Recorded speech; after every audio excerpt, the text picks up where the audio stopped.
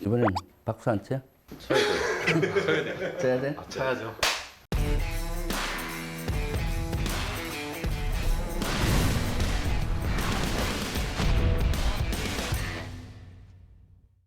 안녕하십니까. 당신을 늘 응원하는 김병주입니다.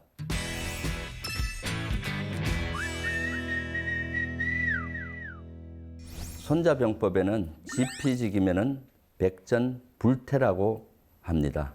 이게 전부가 아닙니다. 손자는 지피지기에 더해서 지천지지를 해야 된다고 강조합니다. 손자병법 10편 지영편에는 다른 표현을 씁니다. 지피지기면은 승례불태라고 하죠. 적을 알고 나를 알면은 승리가 위태롭지 않다라고 표현을 합니다. 그러면서 지천지지면은 승례가전이라고 표현을 합니다. 천도 알고 지를 알면은 승리가 온전해진다. 완전한 승리를 할 수 있다라는 것입니다. 먼저 지천은 알지의 하늘천이잖아요. 하늘을 안다는 거죠. 하늘의 기운을 안다는 것인데 기상이라든가 정세의 큰 흐름 그런 기운을 알아낸다고 이해하시면 쉬울 겁니다. 좀 더 구체적으로 얘기하면 손자병법 1편 시계편에 보면 도천지 장법이 나오죠. 여기에 천과 여기에서 얘기하는 천과 일치한다고 볼 수가 있습니다. 천은 음양, 한서, 시제라고 표현하잖아요. 음양은 우연적인 요소, 초자연적인 요소죠. 한서는 춥고 더움, 즉 기상을 의미합니다. 시제는 때, 호기, 시기를 의미하죠. 좀 더 크게 얘기하면 전쟁을 해야 될 때인지 마무리해야 될 때인지 또는 결정적인 전투를 해야 되는 시기인지 호기 이런 것들이 다 포함이 된다고 볼 수가 있습니다. 지지는 알지자에다가 땅지자이죠. 전투지역, 전쟁 지역을 의미합니다. 이 지도 도천지 장법의 지와 같은 개념입니다. 도천지 장법에서의 지는 원근, 거미, 강엽, 사생으로 표현이 되죠.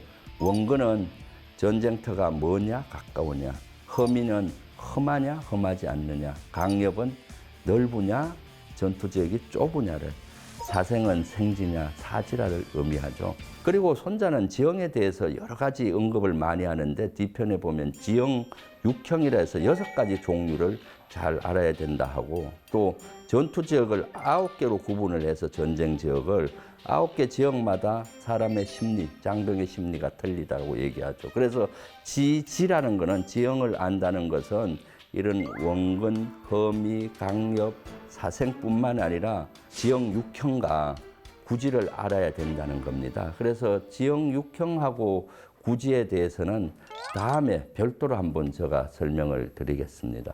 그리고 군부대에서는 전투 3요소가 전투력, 시간, 장소입니다. 사실 시간, 장소는 지천지지의 한 부분이라고 보면 되죠. 그래서 그 세 가지의 조합으로 전투가 이루어진다는데 지천지지는 훨씬 더 시간, 장소보다 좀 더 큰 개념이잖아요. 그래서 지천지지의 고려 요소를 가지고 작전 계획을 만든다든가 적용하면 훨씬 더 효과적일 겁니다.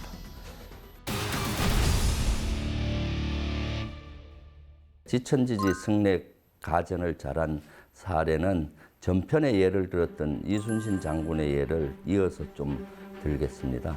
이순신 장군 하면은 23전을 했는데 그 중에 대표적인 전투가 3개 있죠.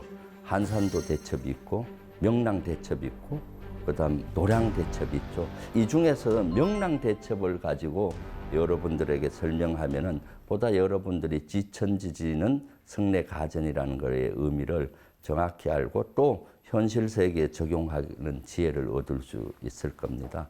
지천에서 천의 관점에서 명랑해전을 한번 바라보겠습니다. 이순신 장군은 그동안 어떻게 했습니까? 늘 이기는 전투만 했습니다.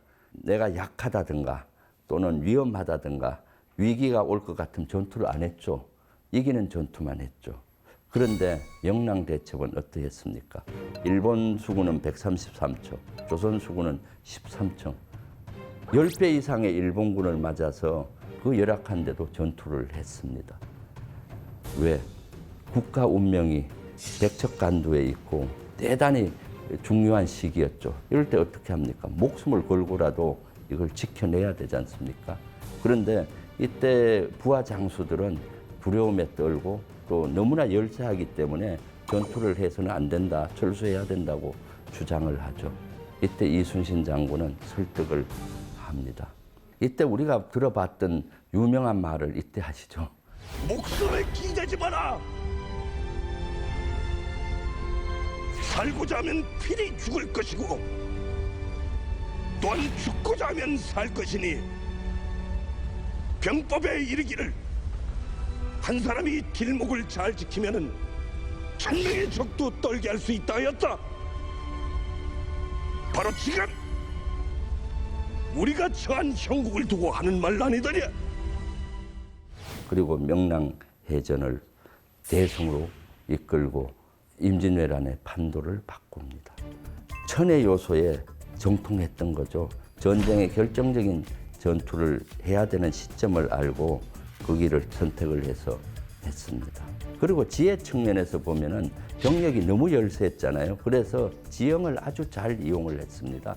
열세한 병력을 극복하기 위해서 이순신 장군은 지형과 그다음 조류를 잘 활용을 했죠. 손자도 병력이 상대방보다 열세할 때는 지형 중에서도 험한 지역이라든가 좁은 지역을 활용을 하라고 얘기했습니다.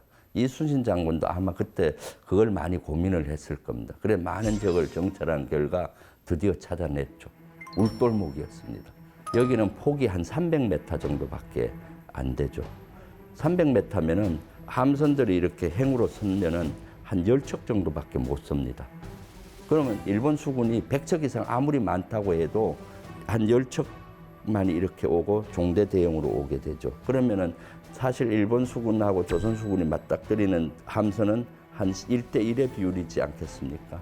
그러니까 그런 지역을 선택을 했던 거죠. 그리고 울돌목은 실제 급류가 흐르고 또 밑에 지형이 아주 험해서 이 물이 소용돌이 치는 그런 지역이었습니다.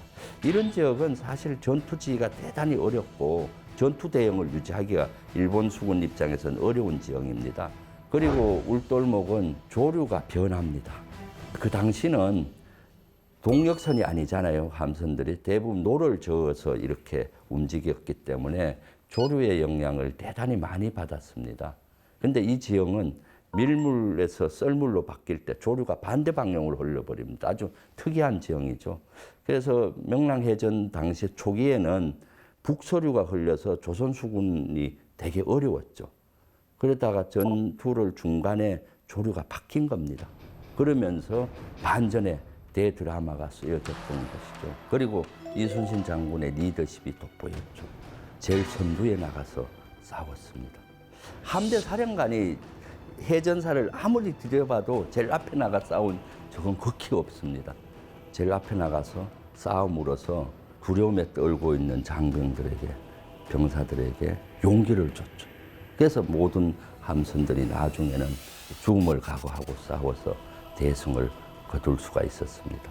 이순신 장군은 국가 운명을 든 결정적인 전투를 해야 되는 시점과 장소를 알았던 것이죠. 그래서 지피지기와 지천지기를 잘 적용함으로써 대승을 거뒀던 사례라고 볼 수가 있습니다. 앞에 편하고 지금 편을 종합해서 제가 요약해 드리겠습니다. 적도 모르고 나도 모르면은 매번 집니다. 적을 모르고 나만 안다든가 적은 아는데 나를 모르는 경우는 승리를 가늠할 수가 없습니다. 적도 알고 나도 알면은 백번사와 위태롭지 않죠.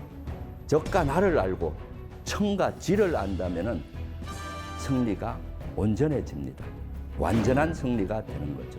여러분 이것을 꼭 기억하고 승리하시기 바랍니다. 손자는 탁월한 리더가 되기 위해서는 지, 신, 인, 용, 음을 갖추어야 된다고 했습니다. 여러분들을 탁월한 리더의 길로 다음 시간에 안내하겠습니다.